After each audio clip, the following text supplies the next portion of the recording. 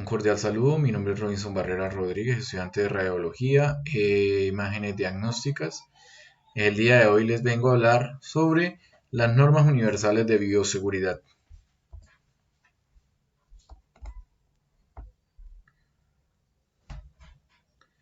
Norma número 1 de bioseguridad. Mantener el lugar de trabajo en óptimas condiciones. Esto pues para evitar percances hay que mantener, por ejemplo, en caso de fugas, mantener las fugas organizadas. En caso de el aseo limpio, no mantener el piso mojado. En eso se refiere con mantener el lugar en óptimas condiciones, todo ordenado en su sitio. En cuanto a seguridad, pues los extintores en óptimas condiciones, con sus fechas, no estar vencidos.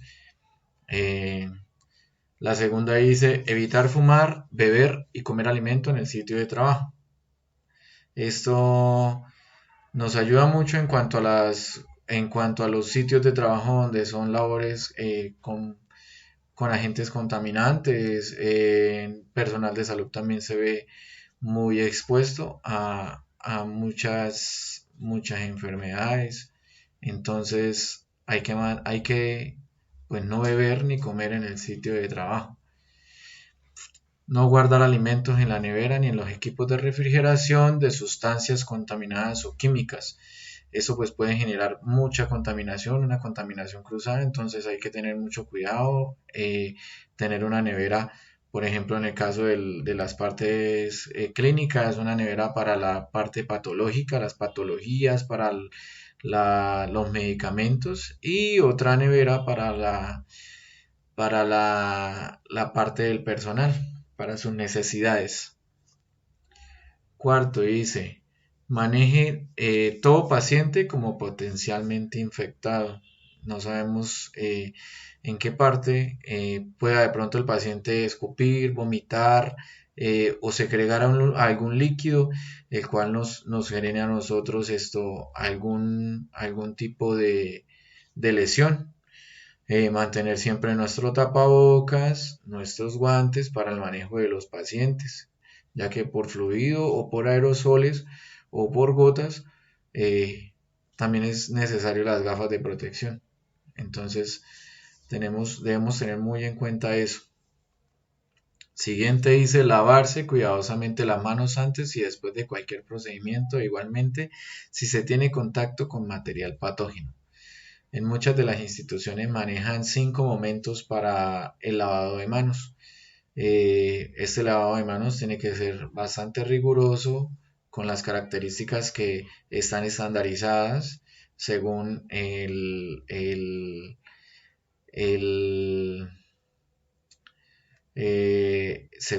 la Superintendencia de Salud. Entonces debemos hacerlo siempre de la manera aséptica y sobre todo cuando llevamos material patógeno también. El siguiente dice, utiliza en forma sistemática guantes plásticos o velates en procedimientos que conlleven a la manipulación de elementos biológicos o cuando maneje instrumental o equipos contaminados en la atención del paciente. Esto es muy importante. Equipos contaminados, untados de sangre, de secreción, de fluidos de pacientes, entonces hay que tener mucho cuidado, usar bien sus guantes, usar su mascarilla, usar sus gafas para, para poder evitar el mínimo contacto con todo lo que nos da este tipo de procedimientos. Dice, utilizar un par de guantes por paciente. Esto es muy importante. Puede ocurrir contaminación cruzada. Puede estar el paciente X contaminado, lo cogemos con los guantes, no nos quitamos los guantes, vamos donde el paciente y lo contaminamos. Como el paciente Y no sabemos si está contaminado o no, podemos manipularlo sin guantes y también nos contaminamos a nosotros mismos. Entonces, esto es muy importante, no generar contaminación cruzada. Absténgase de tocar con los guantes puestos otras partes del cuerpo o de manipular objetos. Para eso es muy importante las gafas. Muchas de las cosas que pueden ocurrir en un procedimiento es que le rasque o le pique el ojo y se tocó con no, las manitos en el paciente y fuera del entorno que lo rodea, incluyéndome. Dice, evite la atención directa de pacientes si usted presenta lesiones exudativas o dermatitis serosa. Esto puede generar también contaminación cruzada. Hay que evitar directamente el contacto con estos pacientes, usar el equipo de protección adecuado, si es posible una batica para generar una barrera aislante con ese paciente.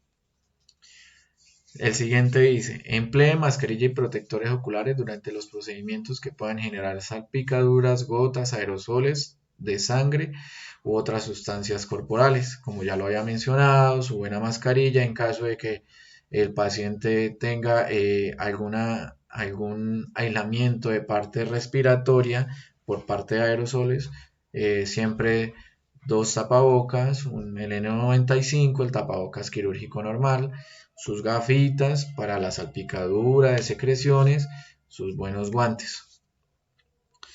Use bata y cubiertas plásticas en procedimientos en que se esperen salpicaduras de sangre u otros líquidos. Estos son por lo general los procedimientos de máxima invasión, los que necesitan este tipo de, de barreras para no generar contaminación.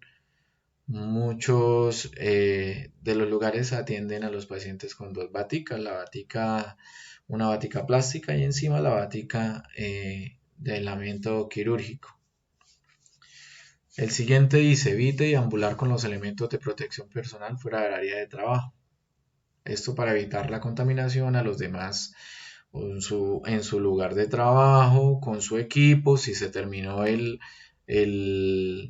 procedimiento, lo que vayamos a hacer, nos retiramos todo, lo dejamos o se bota, si es esto desechable, se bota, y no deambular con esos equipos o con esos elementos, ya que podemos generar contaminación cruzada. El siguiente es mantener los elementos de protección personal en óptimas condiciones de aseo, en un lugar seguro y de fácil acceso. Eso pues a los equipos que necesitan de esterilizar se esterilizan, siempre manejando el plan aséptico en todos. Si se le ensuciaron, si se llegó a salpicar, pues cambiar. En el caso de las gafas, lavar muy bien. En el caso de lo que son tapabocas y elementos que son desechables, pues cambiarlos y de esa manera pues generamos contaminación. El siguiente dice, mantener actualizado el esquema de vacunación contra hepatitis B. Para el personal de la salud son muy importante, ya que estamos expuestos a mucha contagio, a mucha parte contagiosa. No sabemos con qué patologías o qué virus o qué enfermedades tengan los pacientes. Entonces, esto es un mecanismo de barrera. Ya cuando los mecanismos de barrera externos no funcionan, esto pues internamente de cierta manera ayuda, pero no es contra todo, como ahí lo dice, hepatitis B. El siguiente dice, utilice técnicas correctas en la realización de todos los procedimientos. Siempre su plan aséptico, siempre su plan seguro, siempre su área despejada, en todos los procedimientos, plan aséptico para el paciente, plan aséptico para la persona que va a practicar los procedimientos. El siguiente dice, maneje con estricta precaución los elementos cortopunzantes. Todas las empresas, las entidades de la salud cuentan con un guardián, el cual es donde se introducen todas las cosas cortopunzantes, se sella, se rotula con la hora de inicio, hora de finalización, la fecha y esto de manera de que no vaya a haber contaminación. No dejar las agujitas en la cama, no dejar que mientras pongo una venda o sello el- la toma de la muestra, pongo la agujita acá, no, siempre al guardián, tan pronto se extrae del cuerpo, al guardián.